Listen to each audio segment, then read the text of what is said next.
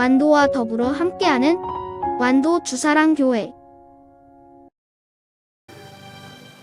오늘 우리에게 주신 하나님의 말씀은 요한계시록 8장 1절에서 13절까지 말씀입니다.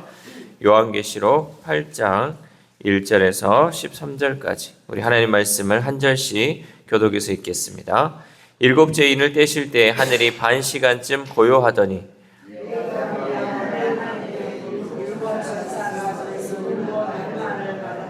또 다른 천사가 와서 제단 곁에 서서 금 향로를 가지고 많은 향을 받았으니 이는 모든 성도의 기도와 합하여 보좌 앞 금 제단에 드리고자 함이라.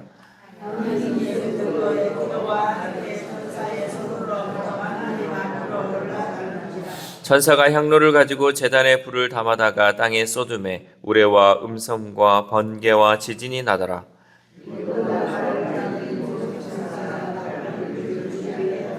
첫째 천사가 나팔을 부니 피 섞인 우박과 불이 나와서 땅에 쏟아지매 땅의 3분의 1이 타버리고 수목의 3분의 1도 타버리고 각종 푸른 풀도 타버렸더라.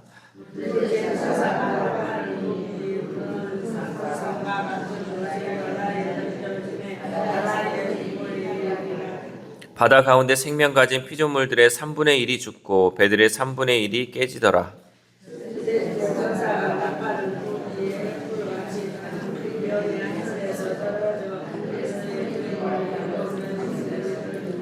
이 별 이름은 쓴 쑥이라. 물의 3분의 1이 쓴 쑥이 되매 그 물이 쓴 물이 되므로 많은 사람이 죽더라.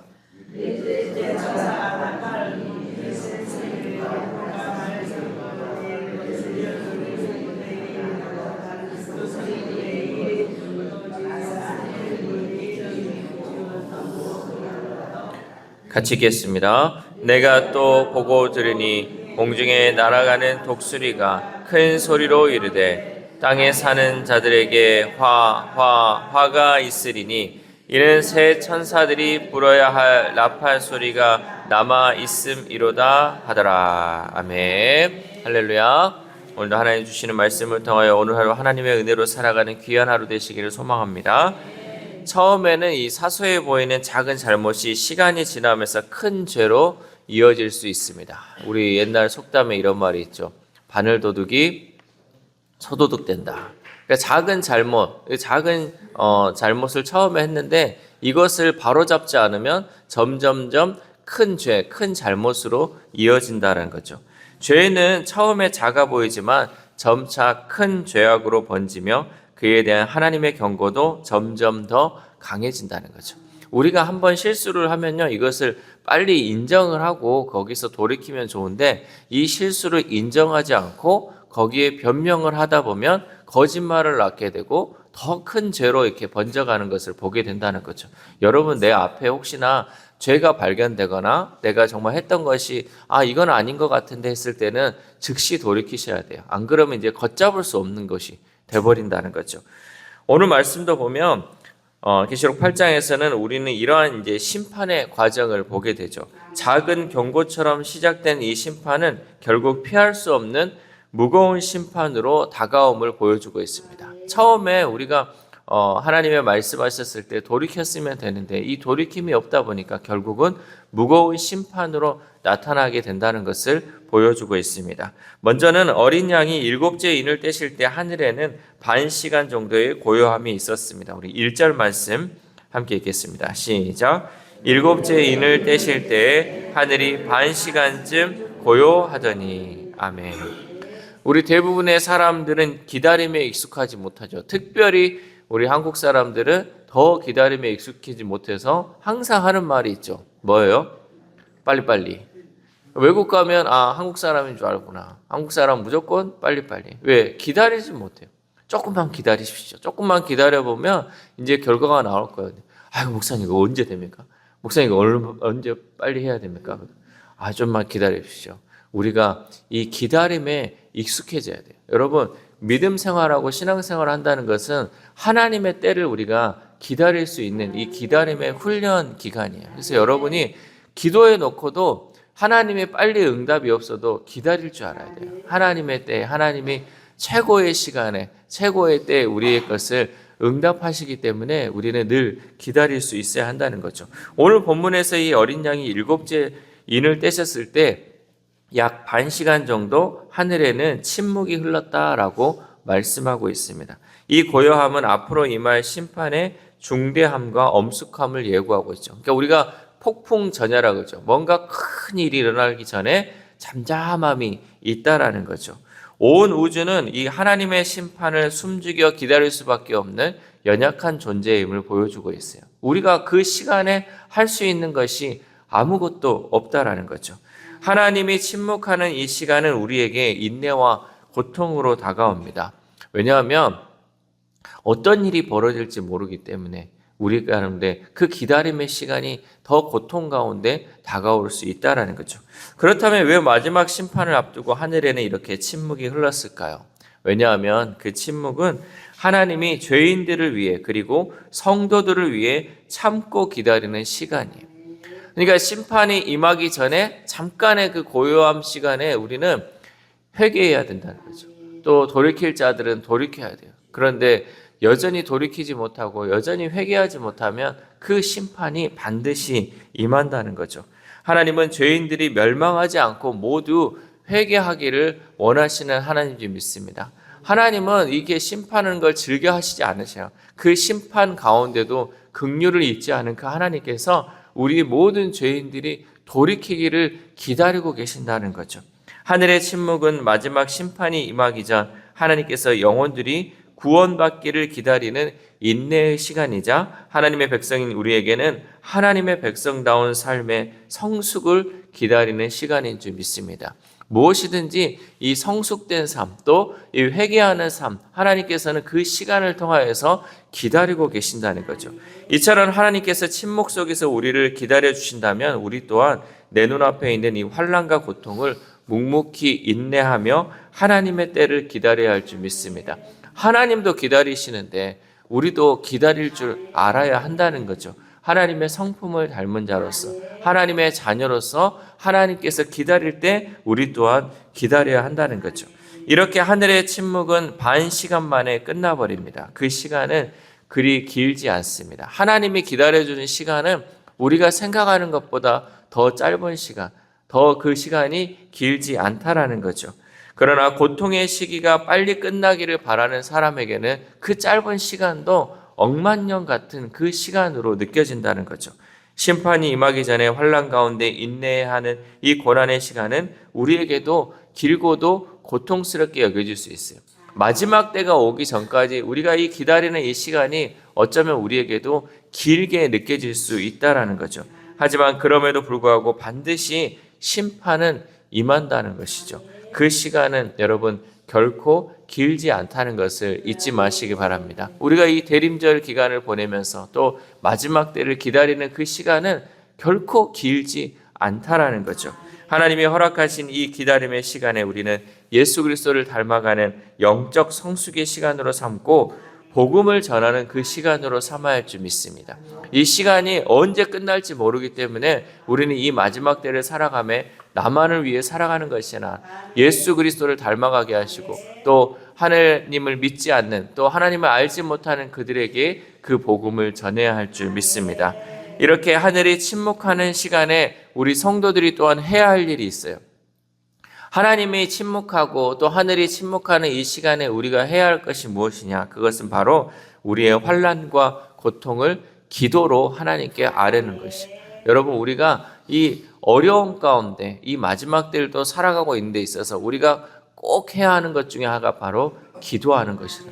기도는 우리가 쉬지 말고 해야 한다는 거죠. 하나님은 침묵 속에서 우리의 기도를 듣고 계시는 줄 믿습니다.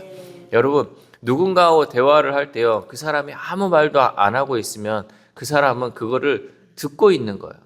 내가 말하는 것을 듣는 것이에요. 바로 반응이 없다 그래도 그 사람이 듣고 있는 거예요. 마찬가지로 우리가 하나님이 침묵하고 있는 그 가운데 하나님은 우리의 기도를 하나하나 듣고 계신다는 거죠. 그러므로 여러분 하나님이 왜 나에게 응답이 없으세요? 라고 절망하지 마시고 낙심하지 마시고 늘 그 기도로 하나님께 아뢰야 할 줄 믿습니다. 7 천사가 이렇게 7 나팔을 받을 때 또 다른 천사는 향과 함께 성도들의 기도를 하나님께 올려드리기 위해 금 향료를 가지고 제단 곁에 서 있었습니다. 우리 4절 말씀 함께 읽겠습니다. 시작. 향연이 성도의 기도와 함께 천사의 손으로부터 하나님 앞으로 올라가는지라. 아멘. 이 성도들의 기도는 향연과 함께 하나님께로 올라간다는 사실이죠. 천사들이 성도의 기도를 향로에 담아서 하나님의 보좌 앞에 있는 금 제단으로 가져간다는 사실이죠. 그런데 안타깝게도 우리는 기도하면서 이러한 모습을 볼 수 없다는 거죠. 우리가 기도하는데 여러분이 기도하는 것을 천사들이 향로에 담아가지고 올라가는 것이 보입니까? 안 보여요. 그러나 오늘 말씀을 통해서 우리의 기도가 절대 땅에 떨어지지 않고 천사들이 다 담아가지고 하나님께 올려주는 줄 믿습니다. 내가 내 눈에 지금까지 그것이 보이지 않았다면 이제는 우리가 기도할 때 그 모습을 바라보면서 기도할 수 있기를 소망합니다. 하나님께서는 절대로 우리의 기도를 땅에 떨어뜨리지 않으시고 그 기도를 다 듣고 응답하시는 하나님인 줄 믿습니다. 그러므로 기도할 때 여러분 이런 환상을 여러분들이 볼 수 있기를 소망합니다. 하나님 오늘도 나의 이 기도를 들어주시고 나의 이 기도에 응답하실 그 하나님을 믿고 확신하며 기도할 수 있기를 소망합니다.